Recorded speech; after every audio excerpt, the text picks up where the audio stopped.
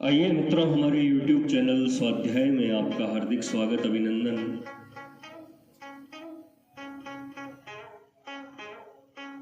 आज हम आपके लिए लेकर आए हैं जीवन सिद्धि इस शीर्षक पर प्रेरणादायक ज्ञानवर्धक ज्ञान चर्चा। अगर आपने हमारे चैनल को लाइक और सब्सक्राइब नहीं किया है तो आपसे निवेदन है, कृपया चैनल को लाइक और सब्सक्राइब अवश्य करें। आध्यात्मिक विकास। दो घटनाओं से मनुष्य की आंखें खुल जाती हैं और आश्चर्यचकित दशा में वह कह उठता है कि इस विश्व में अवश्य ही कोई ऐसी अद्भुत शक्ति है जिसके सामने आदमी सिर झुकाते हैं। ये दो घटनाएं हैं जन्म और मरण।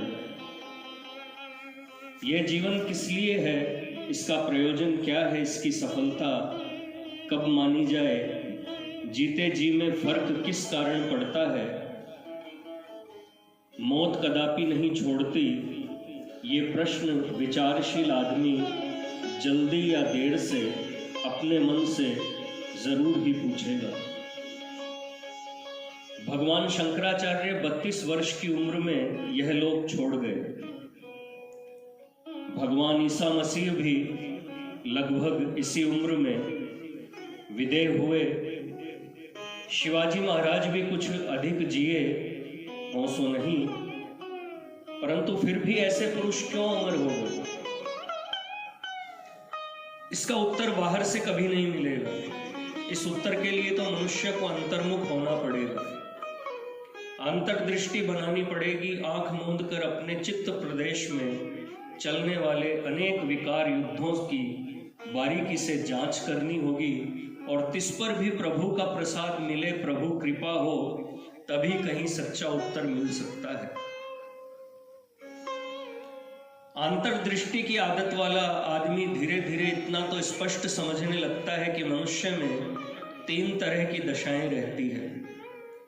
पशु दशा, स्थूल शरीर भाव, मनुष्य दशा, आदमियत, देव दशा, सूक्ष्म आत्मभाव। लोग अक्सर आदमियत को भूलकर पशु दशा में गिर जाते हैं और प्रयत्नशील मनुष्य क्वचित देव दशा का अनुभव करता है और शुभ आंतर आनंद से जगमगा उठता है। इस प्रकार पशु से देव बनने का नाम आध्यात्मिक विकास है। अंतर्दृष्टि और आत्म परीक्षा की मजबूत टेव के बिना यह विकास जल्दी सिद्ध न हो सकता। पाप। आध्यात्मिक विकास अर्थात हमारे हृदय में होने वाली प्रेम की सतत वृद्धि। इस प्रेम की मर्यादा अति विशाल बन सकती है, प्राणी मात्र तक पहुंच सकती है, लेकिन इसमें विघ्न खूब आते हैं। अंतरायों, विघ्नों का दूसरा नाम पाप है।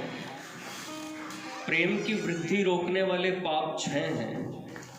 इन पापों से जागृत मनुष्य को झगड़ना पड़ता है। इस लड़ाई की भी एक विधि है। उस विधि के अनुसार लड़ने वाला जल्दी विजयी बनता है। जिस क्रम में यह झगड़ा अधिक फलदायक होता है, उस क्रम में ये पाप नीचे लिखे अनुसार है।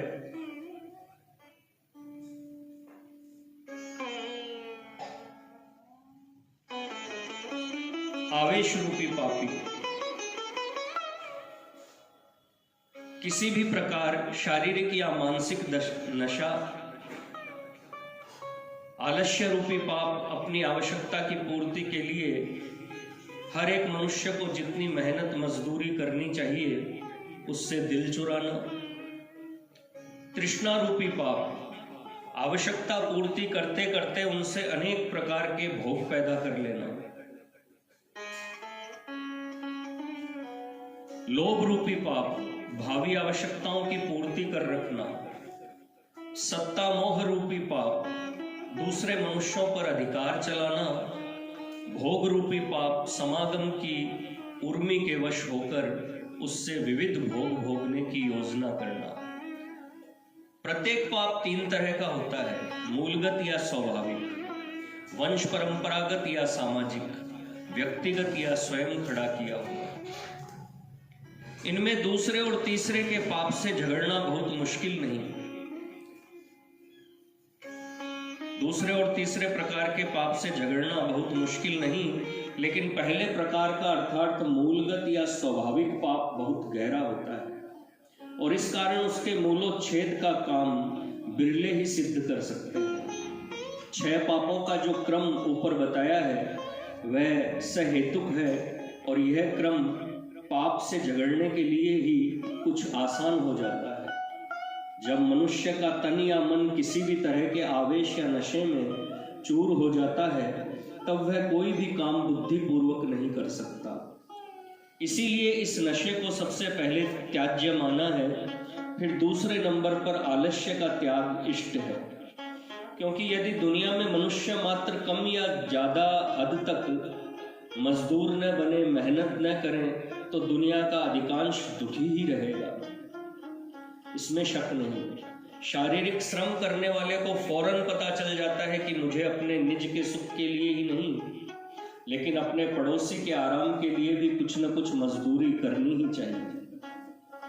इसके बाद तृष्णा का त्याग करना चाहिए, अर्थात आवश्यकताएं जितनी कम और सादी हो मनुष्य उतना ही अधिक सुखी और निष्प्रिय बन सकता है।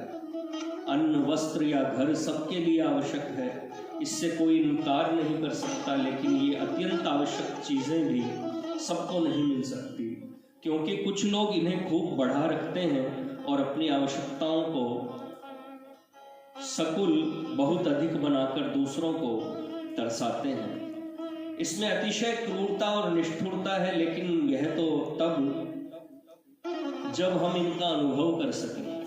फिर लोभ रूपी पाप का नंबर आता है। आज तो खाना मिला, लेकिन कल क्या होगा, परसों क्या होगा, बुढ़ापे में क्या करेंगे, इन विचारों के कारण मनुष्य लोभी बनता है, अपना सच्चा हित खो बैठता है और कई दूसरों को अथाह दुख में ढकेल देता है। इसके इलाज के रूप में मनुष्य को अपरिग्रह व्रत लेना चाहिए। इसके बाद सत्ता मोह रूपी पाप के साथ झगड़ना रहा, दूसरों पर रोब गालिब करना, उन पर सत्ता चलाना, उन्हें अपनी इच्छा अनुसार न चलने देकर बरबस अपने अधीन कर लेना, इस पाप के झगड़ने का काम उक्त पापों से न्यूनाधिक मुक्त आदमी के लिए कठिन नहीं। जिसके असंख्य सेवक हैं वह सबसे बड़ा नहीं, लेकिन जो असंख्यों का सेवक है वही सबसे बड़ा है। यह दीपक से स्पष्ट बात समझने में अब देर न लगेगी। अंतिम और सबसे विषम, सबसे कठिन काम संभोग रूपी पाप से झगड़ने का है, लेकिन यह अत्यंत विचारणीय है कि जिस प्रकार अन्न, वस्त्र, घर, आराम वगैरह जरूरतों से कोई भी देहधारी आदमी पूरी तरह मुक्त नहीं हो सकता, वही दशा इस आवश्यकता की नहीं है। इस बात की पूरी संभावना है कि अन्न, वस्त्र आदि की आवश्यकता की संपूर्ण उपेक्षा करने वाले का देहपात हो जाए, लेकिन संभोग रूपी आवश्यकता को आवश्यकता ही न स्वीकारने वाला अखंड नैष्ठिक ब्रह्मचारी पुरुष या स्त्री उल्टे मौत को दूर ढकेलता है, इसको कौन नहीं जानता। भीष्म पितामह और हनुमान के नैष्ठिक ब्रह्मचर्य के अतुल पराक्रम का स्मरण कराने की आवश्यकता है क्या? पहले 5 और इस अंतिम पाप का यह रहस्य समझ लेने पर इनके साथ का झगड़ा भी सहज हो जाता है। इस प्रकार यह क्रम सप्रयोजन और सार्थक सिद्ध होता है। हर किसी पाप से झगड़ने की रीति भी समझने योग्य है। नहाए उतना पुण्य, जब जागे तभी सवेरा, धीमे धीमे सुधार का फल। इन वचनों के गर्भ में रहे हुए तत्व को स्वीकारने से कठिन ढालू रास्ते पर भी सीढ़ियां बनाने की शक्ति प्राप्त होती है। आलस्य रूपी पाप की कुटेव से छूटने की पहली सीढ़ी यह है कि जो काम आदमी स्वयं कर लेता हो उसे वह छोड़ न दे, बल्कि चालू रखे। वह अपने कपड़े स्वयं साफ करता हो या धोती खुद धोता हो, तो उसे ये काम दूसरों से न कराने चाहिए। दूसरों की मेहनत से प्राप्त चीजों के बिना यदि वह चला सकता हो तो उसे वे चीजें न खरीदनी चाहिए। वह पैदल जा सकता हो तो घोड़े पर न बैठे, अपना थैला स्वयं उठा सकता हो तो कुली को आवाज देने की जरूरत नहीं, इत्यादि। यह सब बातें बिल्कुल तुच्छ सी मालूम पड़ती है, लेकिन लोग इसके अनुसार चले तो अपने अनेक पाप और उनसे पैदा होने वाले कष्टों से बच जाए।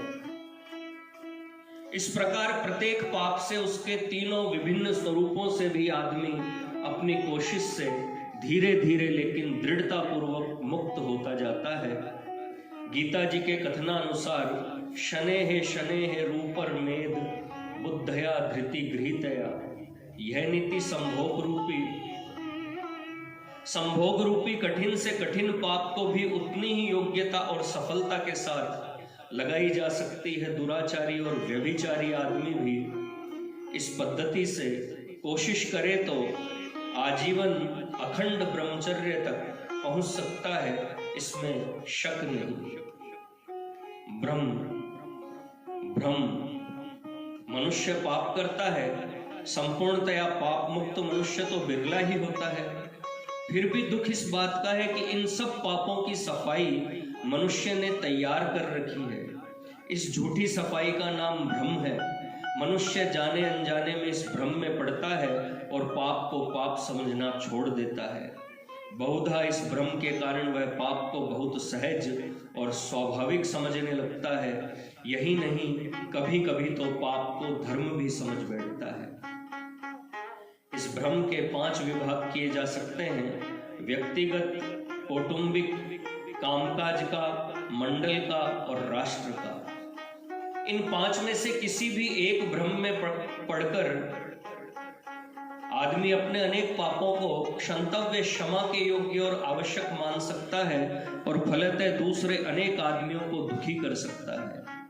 मनुष्य यह समझकर कि वह अच्छे और सच्चे जीवन के लिए, पारमार्थिक जीवन के लिए तैयार हो रहा है, अपना सारा जीवन स्वार्थ में बिताता है और परमार्थ तो कभी उसके दृष्टिगत ही नहीं होता। क्या अपने कुटुंब को निराधार रखूं? बच्चों का भविष्य मैं नहीं संभालूंगा तो कौन संभालेगा? इस भ्रम में पड़कर स्त्री या पुरुष जीवन भर कुटुंब के नाम पर अनेक निष्ठुर कार्य करते रहते हैं और उनमें कहीं पाप नहीं देख पाते। अपना काम मुझे पूरा करना ही चाहिए, अपना कारखाना मुझे जारी रखना ही होगा, नहीं तो हजारों आदमी बेकार बनकर भूखों मर जाएंगे।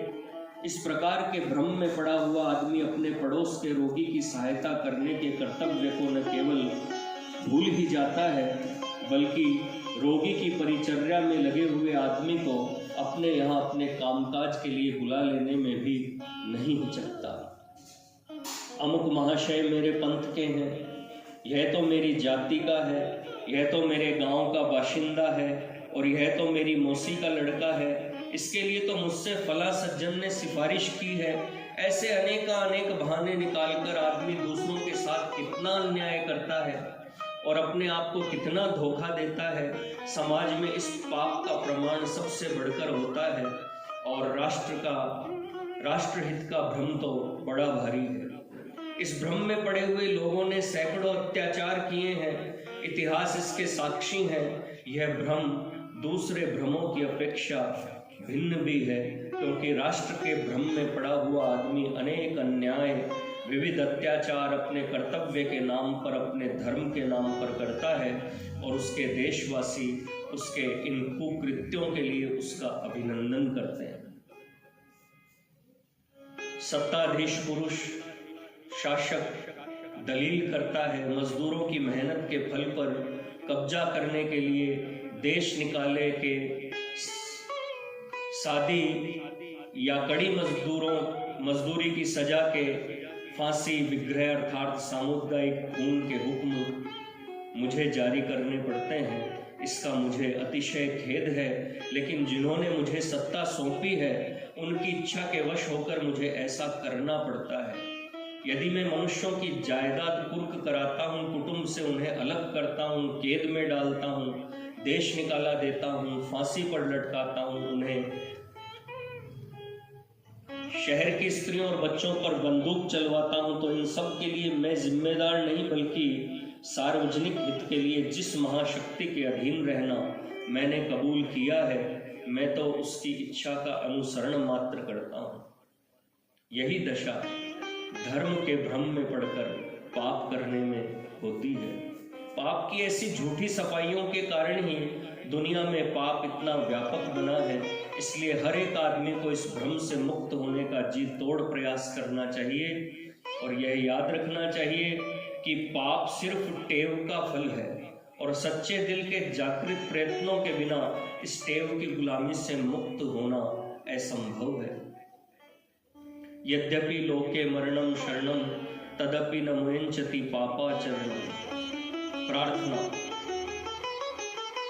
मिथ्या श्रद्धा में न फंसने के लिए अपनी बुद्धि के अतिरिक्त दूसरे किसी आदमी पर भी विश्वास नहीं करना जरूरी है। भ्रम से बचने के लिए यह आवश्यक है कि हम सत्य के जीवन के विरोधी कार्य का बचाव न करें। पाप में न फंसने के लिए मनुष्य को यह साफ साफ समझ लेने की जरूरत है कि पाप अनिष्ट है। वह सच्चे और व्यक्तिगत दोनों प्रकार के सुख छीन लेता है और दूसरे मनुष्यों में अनिष्ट उत्पन्न करता है। जिस क्रम में पाप से झगड़ना जरूरी है, उस क्रम को जान लेना भी अत्यावश्यक है। लेकिन लोग यह सब जानते हुए भी पाप से बच नहीं सकते, पाप में गिरते हैं। इसका कारण यह है कि आदमी इस बात को स्पष्टता पूर्वक नहीं समझ पाता कि वह कौन है, उसकी आत्मा कैसी है, या फिर वह यह सब भूल जाता है।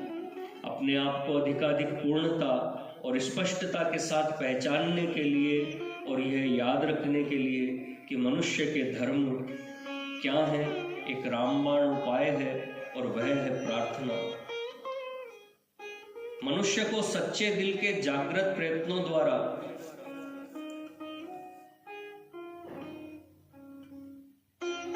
गुलामी से मुक्त होना चाहिए, लेकिन बिना मालिक की मेहर के, प्रभु के प्रसाद के किसी को कभी मुक्ति मिली है?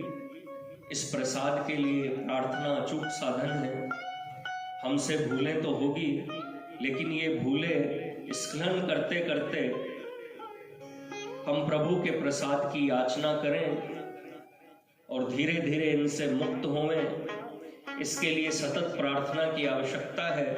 यह प्रार्थना जब कृत्रिम न रहेगी, हृदय का प्रवाह जब गंगा मैया के प्रवाह की तरह प्रकृति की शोभा में वृद्धि करने वाली स्वाभाविकता से बहने लगेगा, तब यह प्रसाद प्रभु की यह परम कृपा हमारे पामर किंतु निर्मल चित्त पर उतरे बिना न रहेगी। इसमें तनिक भी संदेह नहीं।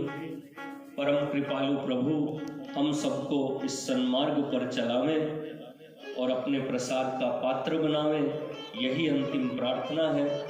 सत्यपि भेदापग में नाथ तवाहम न माम कीनस्त्वम्। मित्रों, यह थी जीवन सिद्धि इस शीर्षक पर प्रेरणादायक ज्ञानवर्धक ज्ञान चर्चा। अगर आपको हमारा चैनल पसंद आए तो इसे लाइक और सब्सक्राइब अवश्य करें। धन्यवाद।